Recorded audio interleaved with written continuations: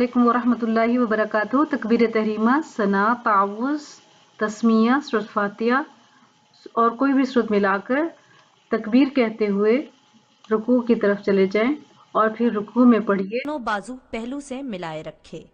رکوع میں پڑھے سبحان ربی العظیم، سبحان ربی العظیم، سبحان ربی العظیم۔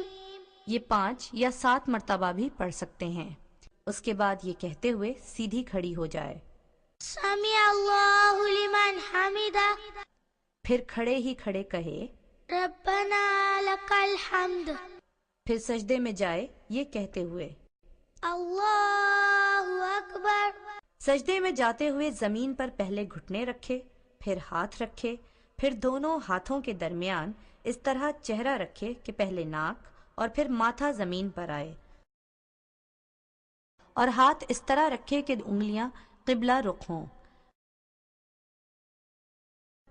مگر پاؤں کھڑے نہ رکھے بلکہ داہنی طرف کو نکال دے، اور خوب سمٹ کر سجدہ کرے کہ پیٹ دونوں رانوں سے ملا ہو اور کوہنیاں دونوں پہلوؤں سے مل جائیں۔ سجدے میں کہے سبحان ربی الاعلی، سبحان ربی الاعلی، سبحان ربی الاعلی۔ یہ 5 یا 7 مرتبہ بھی پڑھ سکتی ہیں۔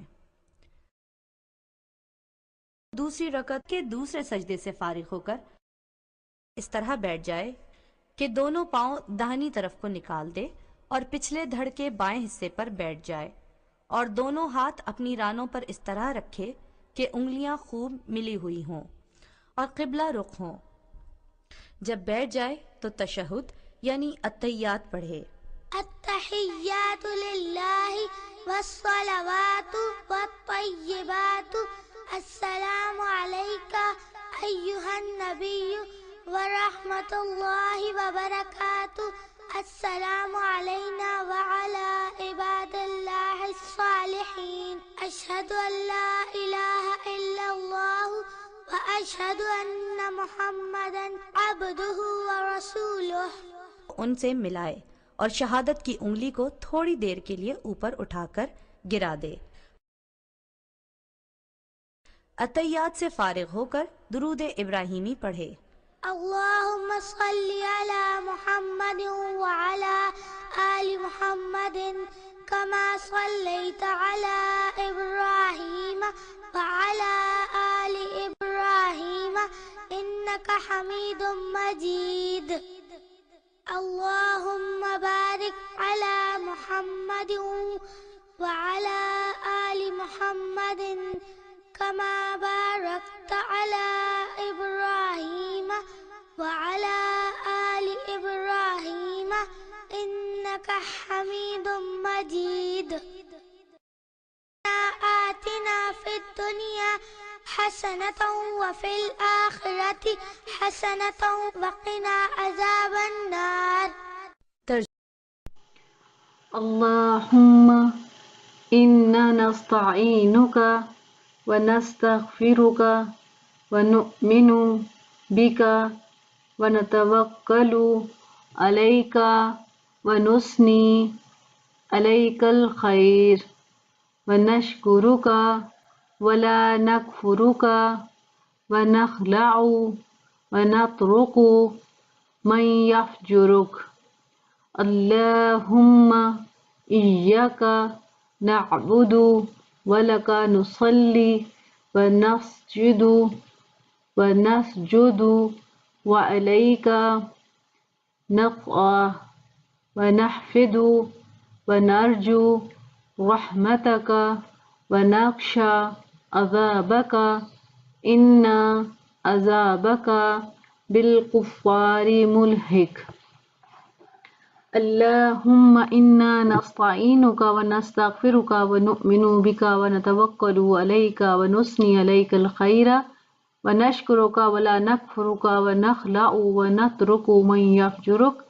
اللہم ایاک نعبد ولک نصلی ونسجد وعلیک نسعی ونحفد ونرجو رحمتک ونخشى عذابک ان عذابک بالکفار ملحق۔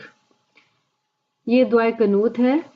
نماز عشاء کے 3 وطروں کی آخری رکعت میں قیام کے دوران میں سورۃ فاتحہ اور دوسری کوئی سورت پڑھنے کے بعد یہ دعا پڑھی جاتی ہے، اور اگر یہ دعا یاد نہ ہو تو اس کو پوری طریقے سے یاد کرنے کی کوشش کریں، ورنہ اس وقت تک ربنا آتنا فی الدنیا حسنۃ وفی الآخرۃ حسنۃ وقنا عذاب النار جو یہ دعا ہے اس کو 3 دفعہ پڑھیں۔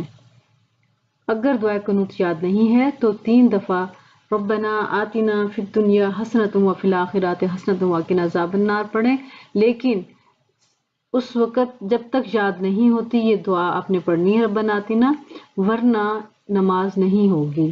کوشش کریں کہ دعائے قنوت کو جتنی جلدی ہو سکے یاد کریں، لیکن اگر یاد نہیں ہے ابھی تک تو اس کو یاد کرنے کے بعد اس کو اپنی نماز میں شامل کریں، اور اس وقت تک جب تک یاد نہیں ہوتی اور ربنا آتنا کو نماز میں شامل کریں۔